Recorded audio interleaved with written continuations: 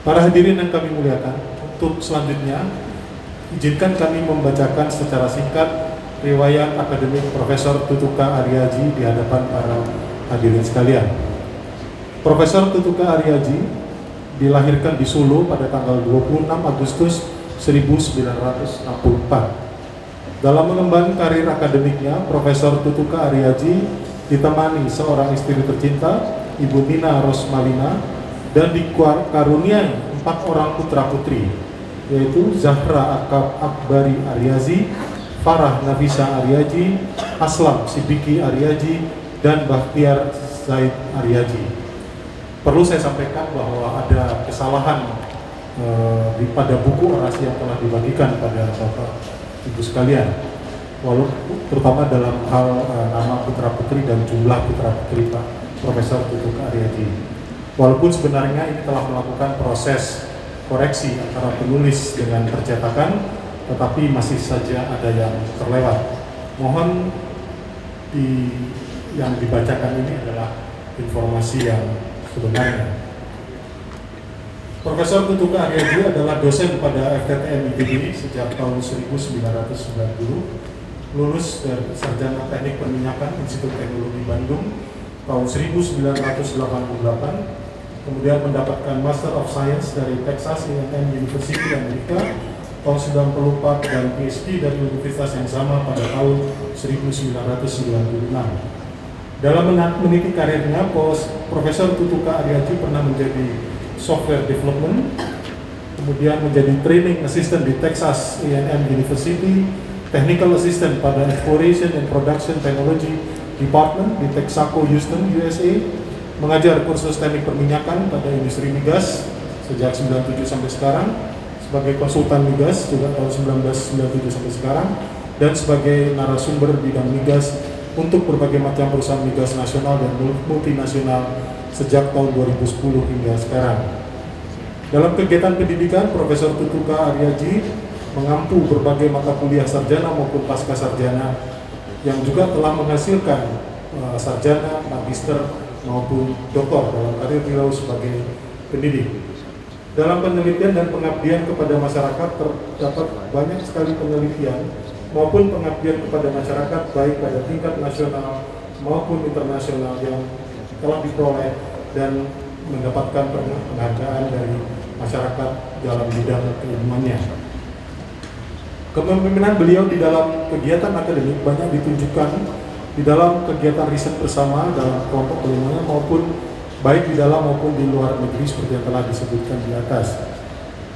Dalam karirnya, Profesor Tutuka Aryaji pernah memegang jabatan sebagai asisten pembantu rektor bidang akademik, ketua pembina kampus, ketua lembaga pengembangan dan kesejahteraan mahasiswa ITB, sebagai sekretaris Departemen Teknik Perminyakan, sekretaris program studi S2 dan S3 Teknik Perminyakan, dan sejak tahun 2011 beliau adalah sebagai wakil dekan bidang akademik FTTM ITB. Beliau adalah peserta terbaik kedua kursus pimpinan ITB tahun 2004 dan juga pernah mendapatkan prestasi penghargaan sebagai dosen berprestasi tingkat fakultas FTTM di bidang pengajaran tahun 2012 dan juga Satya Lencana Karya Satya 20 tahun 2013. Kesemuanya itu menunjukkan pengakuan yang diberikan kepada kapasitas kepemimpinan beliau. Pada kesempatan yang berbahagia ini, Profesor Tutuka Aryaji akan menyampaikan pidato ilmiah guru besar beliau yang berjudul Strategi Optimasi Pengembangan Lapangan Migas, menjawab tantangan produksi nasional. Yang terpelajar, Profesor Tutuka Aryaji, dengan segala hormat, kami mengundang Profesor untuk menyampaikan pidato ilmiah yang telah disiapkan. Kami mengundang aplaus para hadirin untuk Profesor Tutuka Aryaji.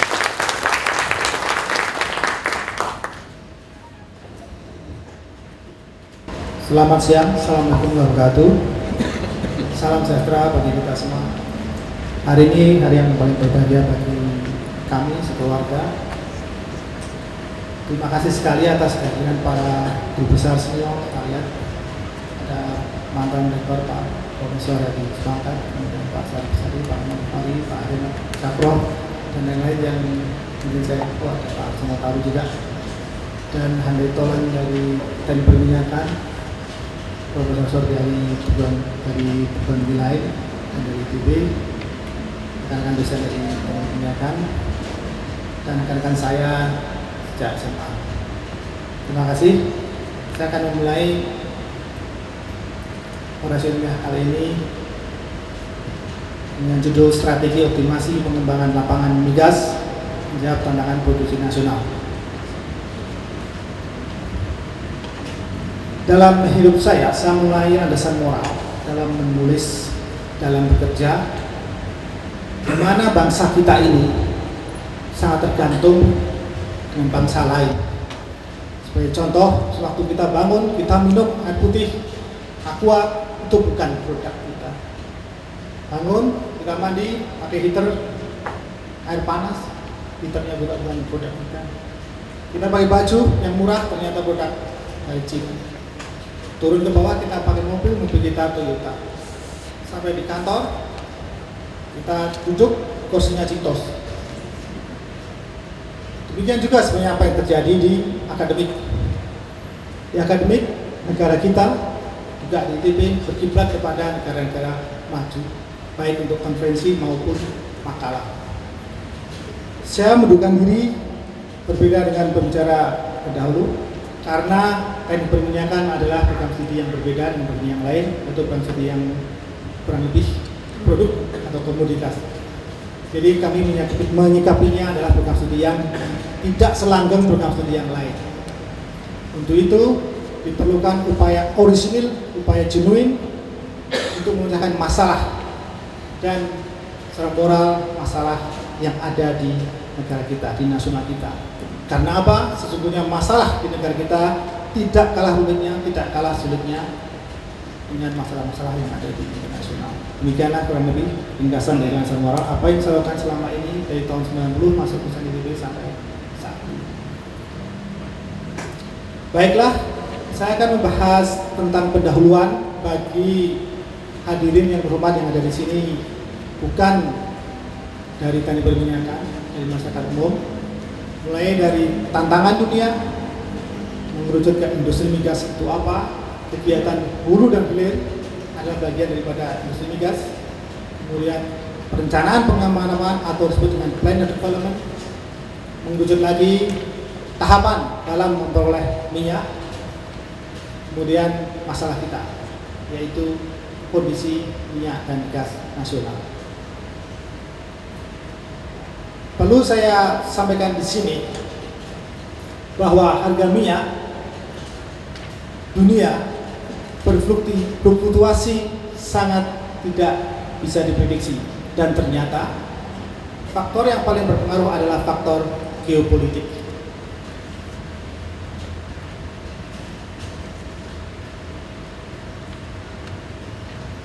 Jadi kalau di sini ada masalah politik, sebelumnya adalah perang Arab Israel, di sini ada revolusi Iran. Jadi harga minyak yang semula steady di kurang lebih di bawah 20, kemudian naik dengan tajam karena ada masalah politik di Timur Tengah.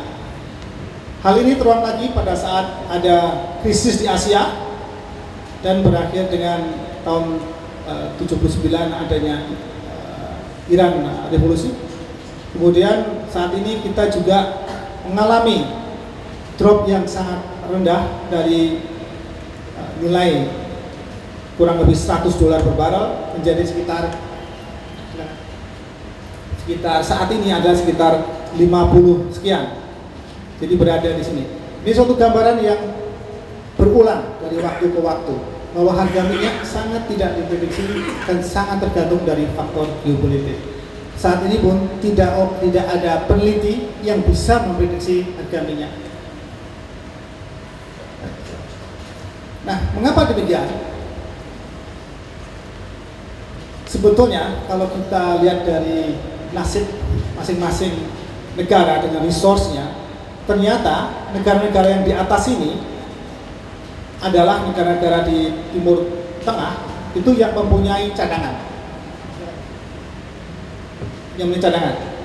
Sedangkan yang membutuhkan adalah negara di seberang benua lain, yaitu di Asia dan sekitarnya. sehingga diperlukan transportasi.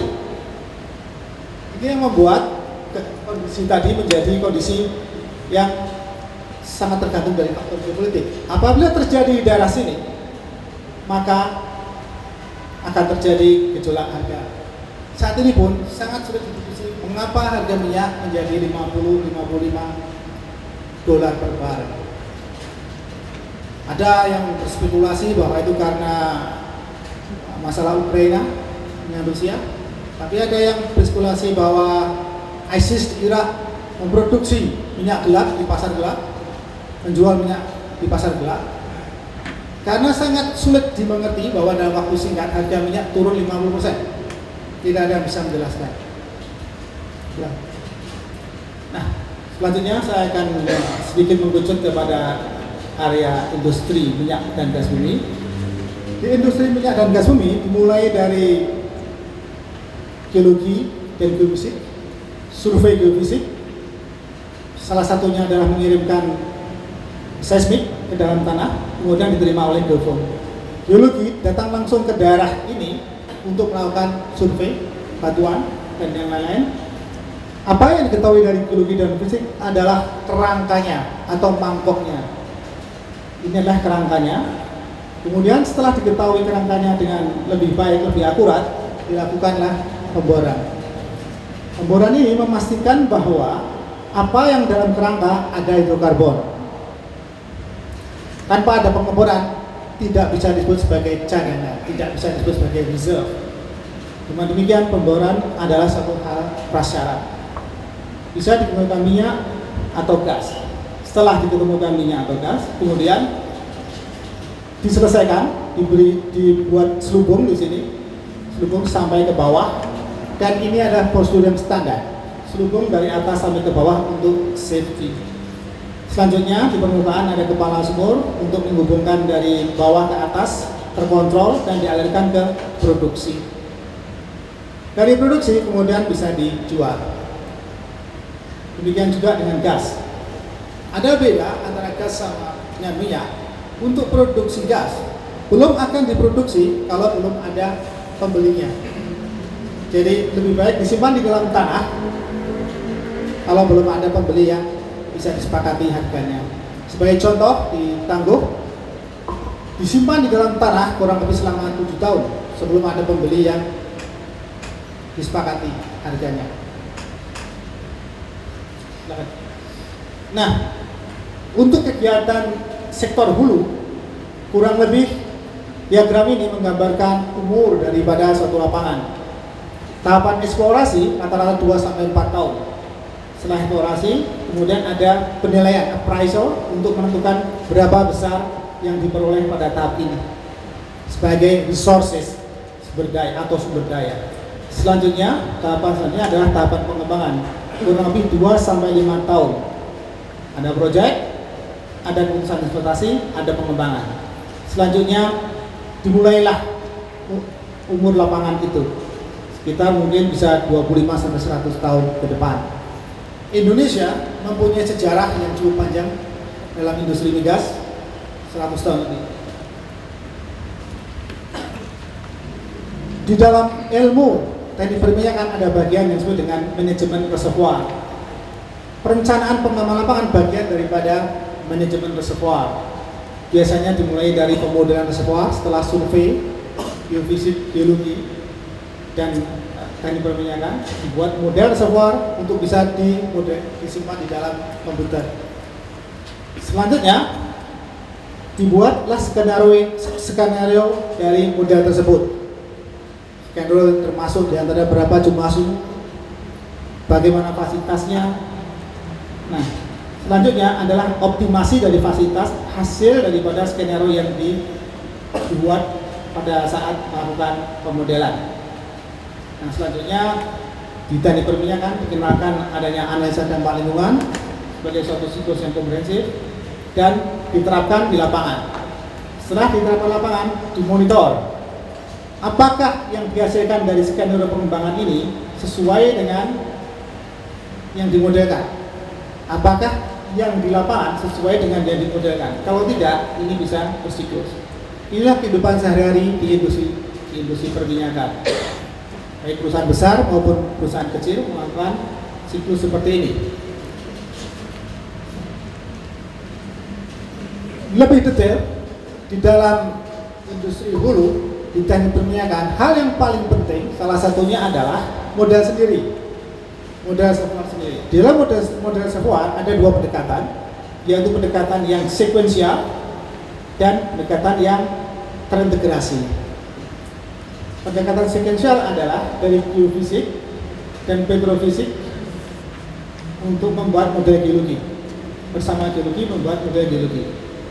Nah, setelah selesai model geologi, diserahkan ke teknik reservoir untuk dibuat model reservoir. Selanjutnya menjadi reservoir model. Ini mempunyai kelemahan bahwa siapa yang bertanggung jawab terhadap model reservoir bisa di sini di tahap awal, yaitu geologi, geofisik dan petrofisik, bisa di reservoir engineer. Tetapi lebih cepat. Selanjutnya model yang kedua adalah model yang lebih terintegrasi antara disiplin teknik reservoir, geofisik, petrofisik untuk membuat model geologi. Selanjutnya dibikin model reservoir. Dalam hal ini mempunyai keuntungan, masing-masing merasa bertanggung jawab walaupun prosesnya lebih lama, namun lebih akurat. Dalam perencanaan pengembangan lapangan, ultimate dari goal pengembangan lapangan adalah net present value yang harus dimaksimalkan. Apakah net present value itu adalah pendapatan dikurangi biaya?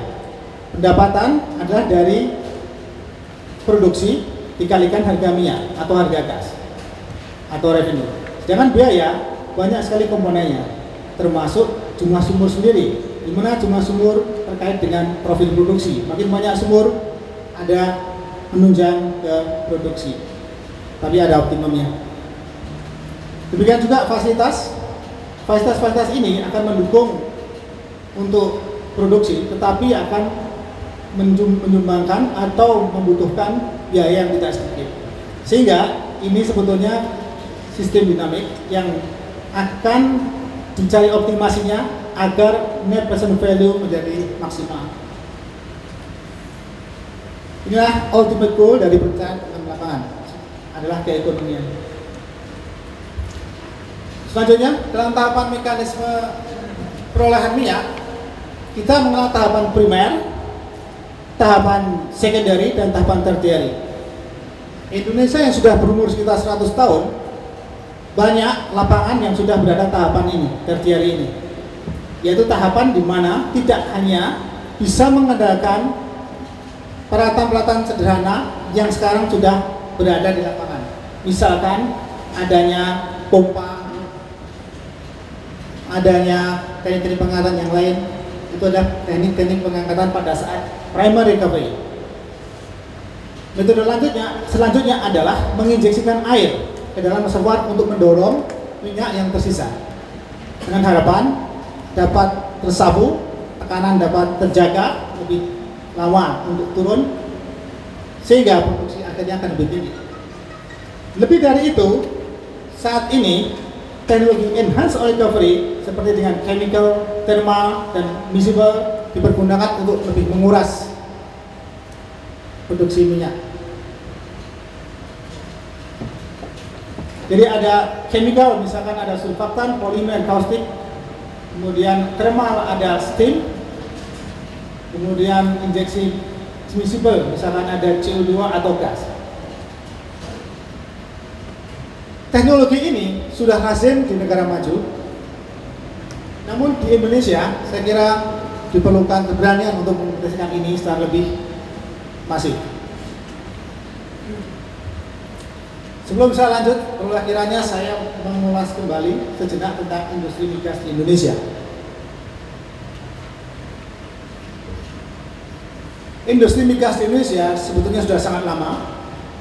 Tahun 1885 sudah ada first oil, penemuan minyak pertama di Sumatera Utara, dilanjutkan oleh Standard Oil pada tahun 1912.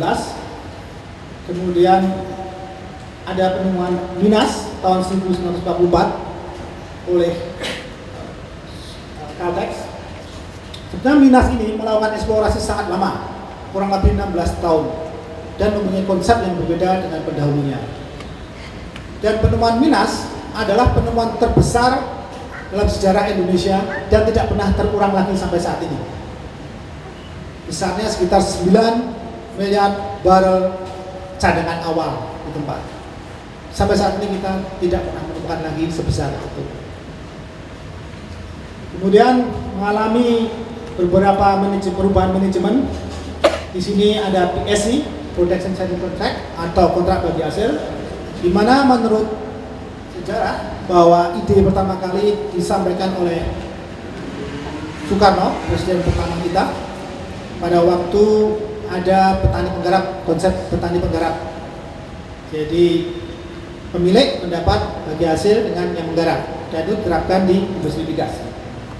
Mengalami perubahan lagi aturan-aturannya sampai beberapa kali, dan pada saat ini sebetulnya Malaysia mencontoh kita untuk menerapkannya di negara Malaysia.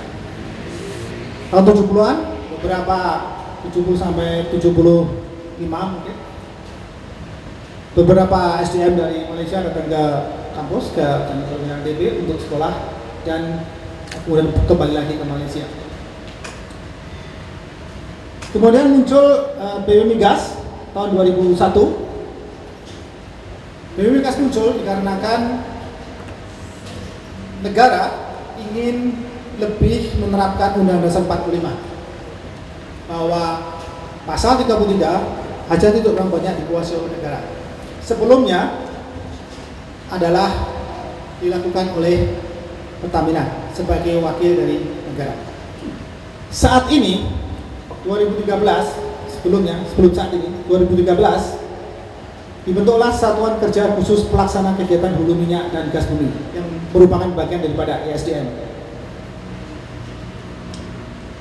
Bedanya SKK Migas dengan BW Migas adalah SKK Migas tidak seperti BW Migas. SKK Migas di bawah ESDM.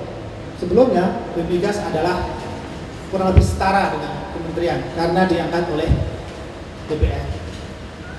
Apa artinya? Artinya negara adalah owner, pemilik. Jadi yang SKK Migas adalah pelaksana, bukan pemilik atau kuasa usaha. Jadi artinya yang melakukan bisnis bukan negara. Kalau sebelumnya BW Migas yang melakukan bisnis adalah negara. Kalau SKK Migas di bawah SDM, yang melakukan bisnis adalah di bawah negara atau kuasa usaha. Ke depan saat ini sedang dibahas bagaimana membuat tata kelola yang lebih baik, apakah masih SKK Migas ataukah menjadi seperti sebelumnya Badan Umum Milik Negara atau yang lain. Jadi kita menjawab komunitas perminyakan yang ada di sini untuk memberikan masukan pengelolaan yang lebih baik, tata kelola yang lebih baik bagi negara kita. Masih dalam pendahuluan, perlulah saya sampaikan bahwa kondisi kita, produksi minyak yang ditunjukkan di sini adalah yang saya tunjukkan ini. Jadi turun cukup drastis, ngikutin slope ini. Adapun untuk gas, produksi gas, kita lihat masih cukup menjanjikan dengan tren yang masih naik ke atas. Dan tren ini masih naik ke atas lagi karena akan sudah ditemukan dengan dikembangkan lapangan di Masela di dekat Kepulauan Tanibar perbatasan dengan Australia. Jadi untuk era minyak saya kira sudah cukup berat karena turunnya sangat drastis. Era gas kita masih punya harapan. Demikian juga dengan cadangan. Cadangan kita tampaknya akan turun terus, cadangan minyak kita turun terus. Sehingga dengan mudah saat ini cadangan kita berapa dibagi dengan produksi adalah umur daripada minyak kita. Kalau kita bagi dengan sederhana sekitar 12 tahun untuk minyak. Untuk gas mungkin masih lama sampai 2030 sampai. Ini adalah prediksi resmi dari ESDM, di mana pada saat itu tahun 2000 apabila tidak melakukan sesuatu baik dari KTPS maupun pemerintah akan turun tajam seperti ini. apabila dilakukan production optimization atau optimasi produksi, bisa menahan, tidak terjun bebas seperti ini, tapi bisa menahan kurang lebih pola yang seperti ini. Kalau diketemukan lapangan baru, bertambah lagi. Jadi saat ini produksi kita sekitar 800.000 barrel oil per day. Apa artinya? Artinya pemerintah dan perusahaan swasta sudah melakukan production optimization dan sudah menemukan lapangan baru. Tetapi tidak cukup mencapai level di sini. Sesungguhnya sudah ada impres yang menyatakan kita bisa 1 juta. Tapi ternyata impres yang multisektoral tersebut belum bisa diterapkan secara konsisten multisektoral. Baik, saya coba sedikit memprediksi. Ini adalah grafik produksi tadi, produksi minyak, dan ini adalah grafik konsumsi. Konsumsi, ini produksi, ini konsumsi. Apa yang kita lihat di sini adalah produksi minyak yang terjun turun terus, makin mengecil, sedangkan konsumsi kita makin bertambah dengan cepat. Secara sederhana, ekstrapolasi eksponensial, ekstrapolasi linear akan menghasilkan beda yang sekitar 1,5 juta barel per hari pada tahun 2030. Apa artinya? Ini memerlukan upaya yang luar biasa. Tidak hanya optimasi produksi, tetapi juga perlu atau harus menemukan lapangan baru sehingga bisa. Kalau tidak, saya kira Indonesia dalam kondisi yang tidak mudah dalam memenuhi kebutuhan APBN-nya. Apa yang menjadi kendala pada saat mengembangkan lapangan minyak? Data ini kami peroleh pada waktu saya pribadi dan kawan-kawan di TP3M. Ini adalah tim yang dibuat oleh Pak Menteri. Kita lihat di sini permasalahan yang besar saya tandai dengan bintang. Paling besar adalah bintangnya cukup banyak, yaitu adalah internal K3S finansial. Sesungguhnya K3S atau kontraktor kerjasama itu mempunyai masalah internal finansial. Ditunjukkan di sini jumlah yang cukup banyak. Yang kedua adalah masalah teknis yang disebutkan tadi, ada pemodelan reservoir ternyata mempunyai masalah juga, belum akurat dan sebagainya, atau mungkin data yang kurang. Selanjutnya pengadaan.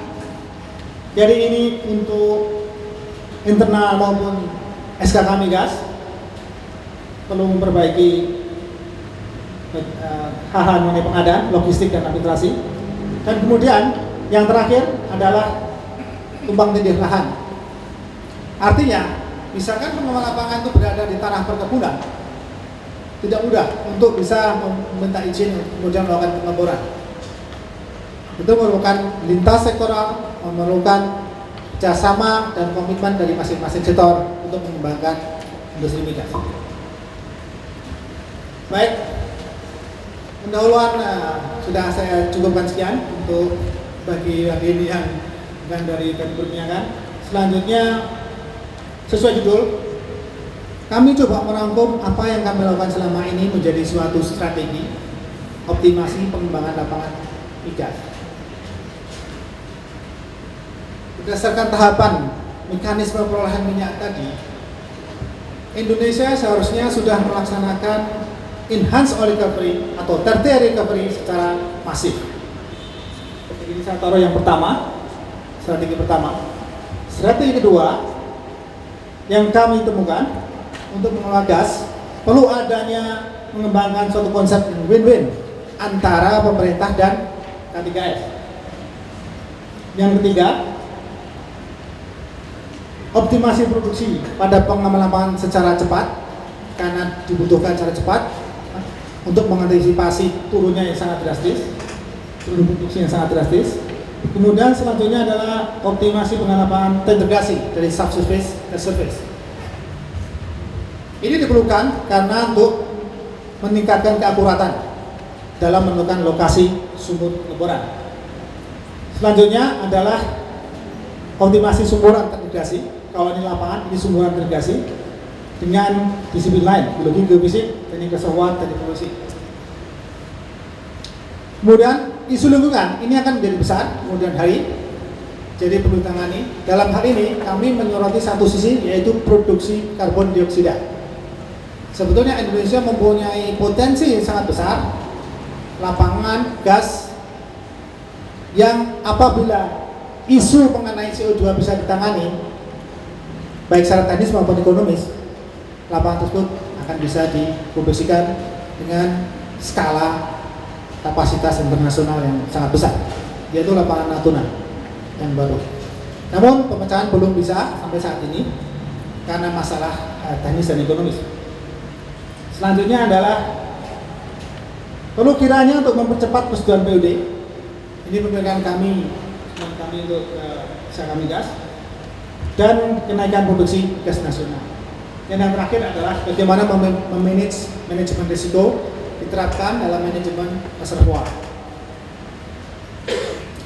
Baik, secara singkat, mengapa diperlukan enhanced oil recovery atau tertiary recovery secara masif?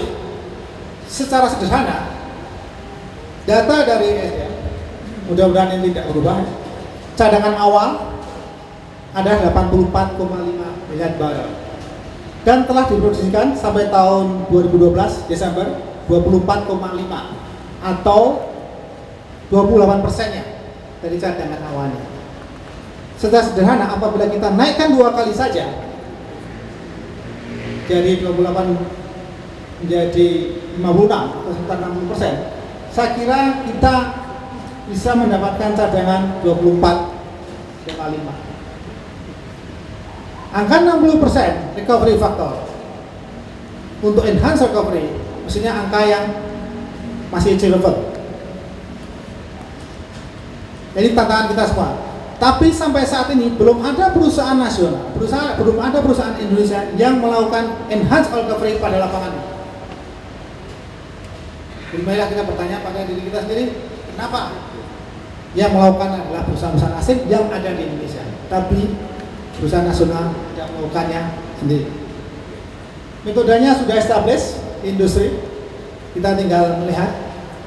Kaitannya dengan hal ini, saya pribadi tidak meneliti di bidang ini karena itu bidang kawan-kawan lain tidak dipertanyakan. Jadi saya mengambil penelitian di luar yang telah dilakukan oleh kawan-kawan yang dipertanyakan, yaitu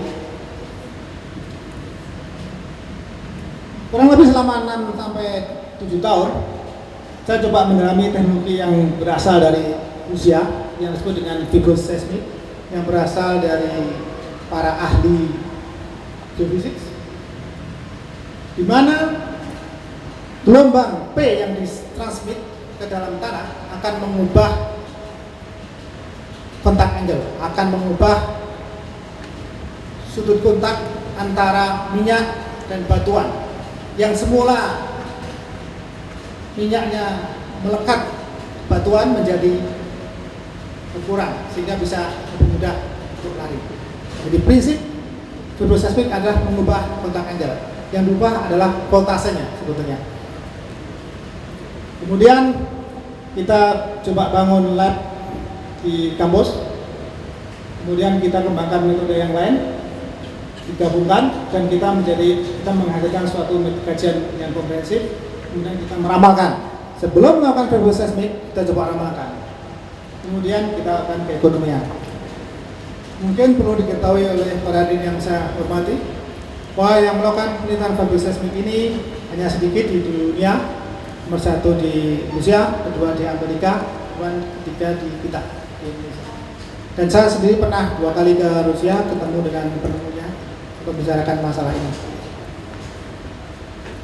Ini adalah truknya, jadi ini sepatunya di bawah, kemudian ini mentransit gelombang P ke bawah. Ini frekuensi rendah, 10 sampai 50 Hz, sehingga bisa transmisinya bisa panjang. Dan ini yang mengubah kontak angle atau sudut kontak minyak dengan batuan. Ini alat yang kami bikin bersama tim di Lab Teknik Perminyakan untuk mensimulasikan apa yang terjadi di lapangan.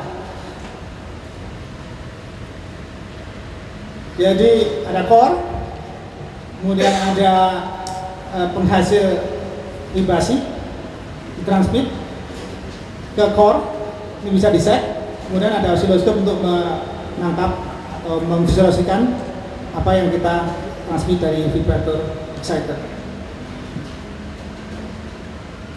Selanjutnya, kami menyoroti cara sebut yang berbeda dalam pengembangan enhanced recovery, yaitu dengan pengembangan microbial enhanced recovery bersama kawan-kawan di SITH, mikrobiologi dan di kimia. Jadi ini adalah suatu multidisiplin, riset multidisiplin yang dikembangkan bersama, dan saat ini telah sampai meneliti nutrisi yang diperlukan, yang tepat diperlukan oleh mikroba yang ada di dalam formasi atau in situ bakteria. Jadi dari peneliti-peneliti SITH telah berhasil bagaimana cara melakukan penelitian ini untuk mengembangkan nutrisi untuk bakteri di bawah tanah. Jadi apa yang dikembangkan di lab, ini dikembangkan di SITH. Dari yang dikembangkan di lab ini, kita buat hubungannya ke teknik perminyakan, kurang lebih teknik perminyakan, untuk bisa memprediksikan reservoir properties. Jadi ada jembatan di sini dari yang dikerjakan oleh kawan-kawan di mikrobiologi dan kawan-kawan di teknik perminyakan. Sedangkan di bagian di sini ada kawan-kawan dari kimia, dari chemistry. Hasilnya saat ini kita telah melakukan penelitian field implementation dalam tahun depan, diharapkan bisa sebagai pilot project untuk menguji apa yang dihasilkan dari kawan-kawan di mikrobiologi atau SITH. Selanjutnya tadi untuk minyak dan sekarang untuk gas. Dalam pengembangan lapangan gas, kita mengenal adanya laju alir plateau. Ini laju alir plateau atau laju alir konstan. Inilah yang ditawarkan kepada pembeli. Pembeli akan meminta berapa laju alirnya dan berapa lama. Misalkan ini 100 juta kaki kubik per hari selama 5 tahun. Itu yang diinginkan oleh pembeli. Nah, dari pihak penjual sebetulnya bisa mensimulasikan kalau lajunya diturunkan, pastinya panjangnya plateau ini lebih panjang. Lajunya diturunkan, panjang platonya lebih panjang. Pertanyaannya, pada laju berapa sehingga kedua belah pihak memperoleh keuntungan yang win-win? Dalam hal ini adalah pemerintah dan pembeli. Kemudian kita kembangkan hubungan antara rate of return perusahaan dengan recovery factor atau faktor perolehan untuk company dan di sini untuk government. Ternyata yang kita peroleh adalah kalau kita buat rate of return terhadap recovery factor untuk company adalah ini. Sedangkan recovery factor atau faktor perolehan terhadap rate of return untuk government adalah ini. Dengan demikian ada titik potong yang kurang lebih artinya win-win untuk pemerintah dan K3S. Ini yang kita cari. Ini juga belum dikembangkan, belum dipergunakan oleh pemerintah maupun K3S. Dan ini kami sarankan konsep win-win ini bisa diterapkan sehingga eksploitasi gas di Indonesia tidak berdasarkan K3S, setting K3S. K3S perusahaan akan men-set setinggi mungkin. Dengan men-set setinggi mungkin pasti lebih ekonomis karena cash flow-nya langsung positif. Jadi inilah yang diinginkan oleh perusahaan. Sedangkan BP Migas atau SKK Migas menginginkan yang ditinggal di bawah tanah paling sedikit. Artinya airnya kalau bisa serendah mungkin. Antara dua kepentingan tersebut, pemerintah dan K3S dipertemukan dengan teknik seperti ini. Selanjutnya, dalam praktek menentukan lubang sumur yang tepat, sehingga membersihkan gas atau minyak yang paling besar. di dalam praktek teknik perminyakan memerlukan waktu yang cukup lama. Kalau kita sudah mempunyai model, apa yang kita lakukan adalah mencoba-coba, mencoblos di model tersebut yang berupa grid, di mana letaknya sehingga yang paling bagus. Padahal itu merupakan fungsi daripada model geologi. Ada kualitas batuan, ada kualitas minyak. Jadi ini adalah metode trial and error. Kemudian kita coba mengembangkan apa yang disebut dengan metode genetic algorithm, sudah well known di luar, hanya belum banyak atau belum dalam diterapkan di teknik perminyakan, sehingga kita pakai metode genetik algorithm tersebut untuk melakukan secara otomatis menentukan lokasi sumur. Jadi bukan kita secara manual mencoba-coba melakukan di mana lokasi sumur yang terbaik, tetapi komputer yang melakukan. Ditemukan dalam waktu yang sangat singkat, 1 menit, dan diketahui lokasi sumur yang terbaik dari multivariabel yang ada di dalam model reservoir. Fungsinya adalah ini, kita kembangkan bersama mahasiswa, beberapa mahasiswa tim beberapa tahun. Jadi di dalam teknik perminyakan yang paling penting adalah permeabilitas, daya hantar batuan, kemudian berapa banyak minyak atau saturasi minyak, dan berapa volume yang bisa ditampung oleh batuan atau porositas. Perkalian ini adalah fungsi yang kita pakai. Ini yang harus kita maksimalkan. Ini adalah modifikasi. Jadi inilah yang kita maksimalkan. Asalnya dari mana teori genetik algorithm? Tentunya kita kembali kepada penemu genetika, yaitu Darwin teori, yang mengatakan bahwa akan ada seleksi alam, ada proses crossover dan mutasi. Di mana yang melakukan crossover dan mutasi yang akan survive. Seperti kita, manusia berdarah O bisa lebih survive daripada yang berdarah bertipe lain. Makanya banyak sekali manusia yang berdarah bertipe O. Demikian juga dalam menerapkan ini ke dalam mencari sumur yang terbaik, kita melakukan crossover dan mutasi. Jadi lokasinya misalkan di sini atau di sini, kita mempunyai fungsi tadi, permeabilitas kali saturasi kali porositas. Yang paling besar itu yang paling baik. Itu akan dikombinasikan dengan tempat-tempat lain. Bagaimana caranya?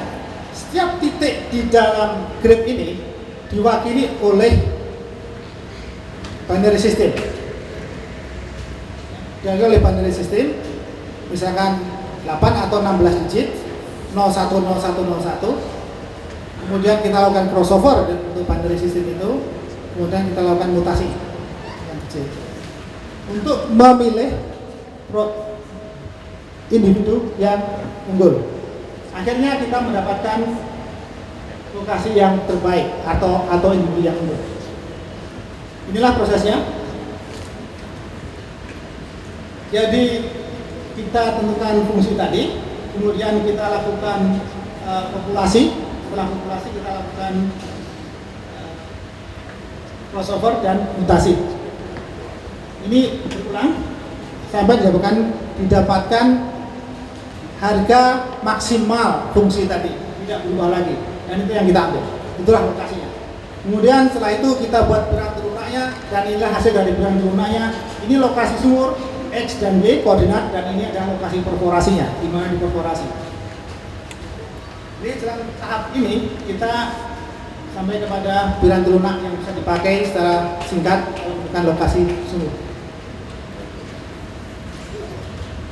Bahasan yang lain adalah tentang integrasi subsurface dan surface.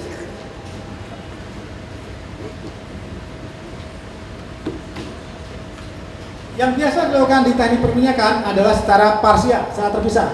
Kita melakukan kajian di bawah sini, kita melakukan kajian di sumur, dan kita melakukan kajian di permukaan. Yang coba kita kembangkan di sini adalah kajian ini dilakukan secara menyeluruh. Karena apa yang terjadi di lapangan adalah menyeluruh. Kita tidak merumuskan ini di sini kemudian berhenti. Tidak, kita merumuskan ini kemudian kita tampung di separator di permukaan, kemudian kita produksikan. Ini adalah sumur-sumur dan ini adalah separator, tempat penampungan fluida. Inilah yang terjadi di lapangan. Dari reservoir, kemudian masuk ke sumur, kemudian ke kepala sumur, dan ditampung di separator. Ini yang kita kembangkan, kita modelkan di dalam penelitian ini. Integrasi subsurface dan surface. Dan telah menghasilkan mahasiswa doktor di sini. Salah satunya adalah Dr. Amika yang ada di sini, dan Dr. Fahmi. Asing adegannya. Apa fungsinya? Fungsinya sama. Di dalam teknik perminyakan yang ultimate goal adalah maximum net present value, yaitu maximum NPV. Ini yang kita maksimalkan. Namun demikian, ini fungsi yang rumit. Fungsi apa? Fungsi daripada koordinat sumur. Sumur di mana koordinatnya, kemudian tekanan separator dan sebagainya. Ada bunga bank dan sebagainya. Jadi ada teknis, ada ekonomis, multivariabel, dan kita harus maksimalkan harga ini. Secara sederhana, kalau kita buat fungsi ini, kita bisa tarik slope. Fungsi ini tarik slope dengan satu variabel. Kalau slope-nya itu 0, artinya maksimal. Jadi dengan Stevens Descent kita bisa mencari berapa maksimal dari harga NPV. Hal yang kita soroti, hal yang untuk strategi ini adalah adanya multidisiplin, adanya komunikasi antara geologi, geofisik, dan teknik reservoir, kemudian teknik produksi untuk mengoptimalkan sumuran, produksi sumur. Dari geologi dan geofisik, kita hasilkan suatu model geologi. Dari teknik reservoir, kita bisa mengkontribusikan batas-batas reservoir lebih akurat. Karena apa? Di sini datanya adalah statik, di reservoir datanya dinamik, yaitu tekanan. Jadi kita cross check antara model geologi dengan masukan dari reservoir. Sebagai contoh, geologi dan geofisik bisa menghasilkan interpretasi fault, lokasi fault di mana. Apakah benar di situ? Bisa diuji dari teknik reservoir dengan uji tes tekanan. Respon tekanan akan menggambarkan seberapa jauh, bisa menggambarkan seberapa jauh jarak sumur ke patahan. Jadi hasil dari teknik reservoir dikomunikasikan ke geologi geofisik. Kemudian juga untuk produksi sumur tersebut. Sehingga ini yang seyogianya dilakukan terus-menerus, baik di akademik maupun di industri. Karena akan menimbulkan selain menemukan akurasi yang lebih baik, juga menimbulkan semangat di dalam bekerja antar disiplin.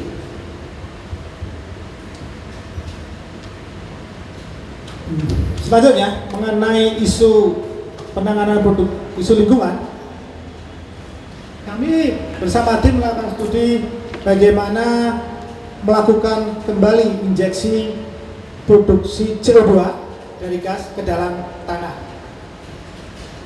untuk mengurangi emisi. Presiden SBY menyampaikan bahwa pada tahun 2020 reduksi bisa sampai 26%, dan itu tidak mudah, sangat tidak mudah. Salah satunya adalah dengan menginjeksikan kembali CO2 ke dalam tanah, Itu bagian dari teknik perminyakan. Bagaimana tekniknya? Kami di teknik perminyakan sedang melakukan itu, dan yang terpenting adalah bagaimana bisa menangkap dulu CO2 yang diproduksikan, kemudian diinjeksi ke tanah secara aman. Secara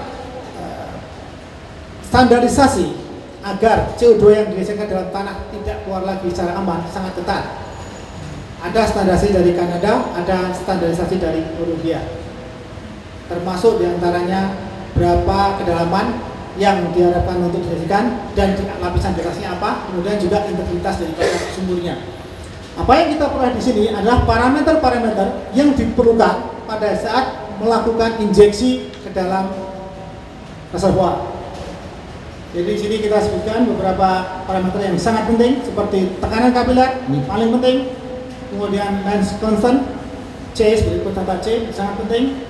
Kemudian penuntas vertikal kurang lebih penting. Jadi garis ini adalah garis yang memberikan batas di sebelah kanan akan berpengaruh lebih banyak, sebelah kiri akan berpengaruh sedikit. Jadi standardized effect dari analisa Pareto chart ini. Jadi angka ini menunjukkan batasnya. Selanjutnya, kami menyarankan kepada pemerintah untuk melakukan percepatan dalam persetujuan Plan of Development dengan cara apa yang kami sebut sebagai quick look. Artinya menghindari komunikasi yang banyak, jadi komunikasi bisa efektif sehingga apa yang dilakukan antara pihak pemerintah dengan K3S tidak terlalu banyak, bisa efektif. Apa yang kita sampaikan di sini adalah suatu checklist, apa yang disiapkan, apa yang perlu disiapkan oleh K3S kepada SKK Migas, kepada pemerintah, checklist data apa saja yang diperlukan, dan kualitasnya bagaimana. Kualitas di sini adalah kualitas 4 dan kualitas bagus, kualitas 3 adalah bawahnya dan 1 adalah yang rendah. Dan ini adalah angka-angka ini menunjukkan kualitas masing-masing datanya. Ya.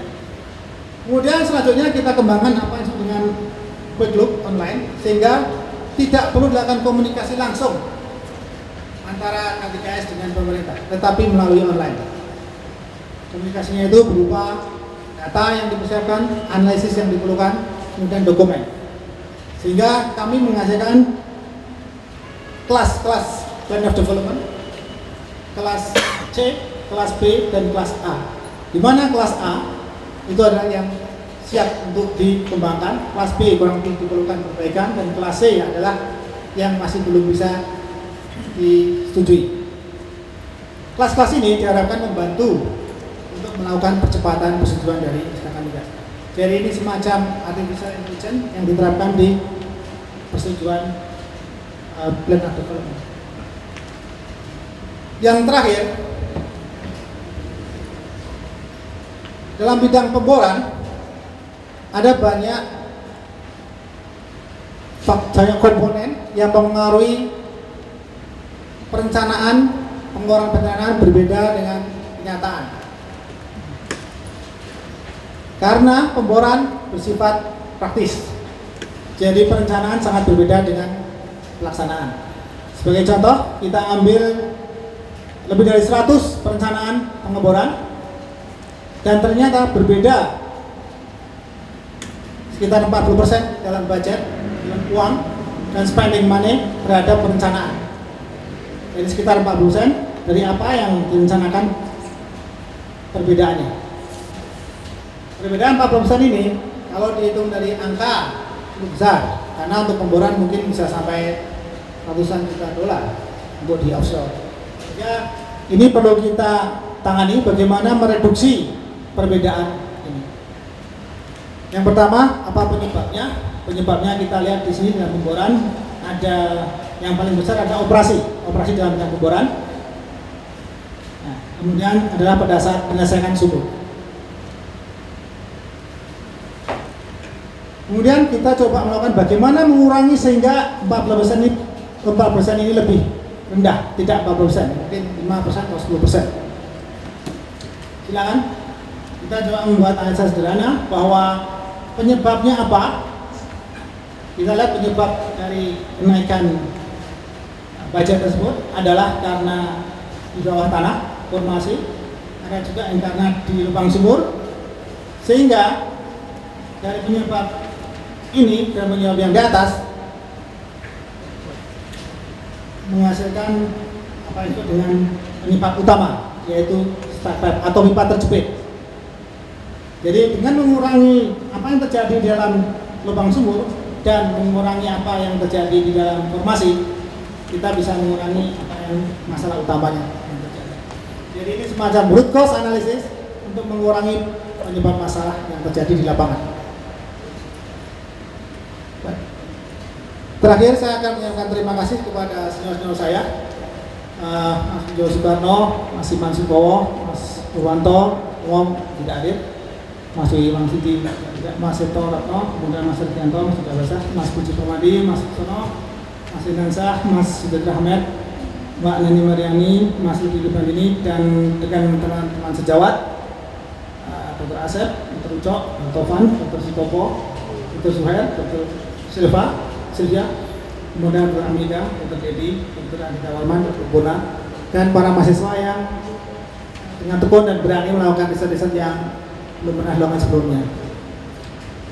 Dan saya mendedikasikan apa yang saya capai saat ini kepada orang tua saya yang belum pernah mengatakan, yang tidak pernah mengatakan tidak punya, walaupun sebetulnya beliau tidak punya. Kemudian kakak saya dan adik-adik saya, kakak dan adik-adik keluarga, ada di sini. Kemudian keluarga saya, ada istri saya dan anak-anak saya. Saya mengucapkan terima kasih atas kehadiran Ibu Bapak sekalian yang terhormat. Mudah-mudahan ada manfaatnya. Assalamualaikum warahmatullahi wabarakatuh.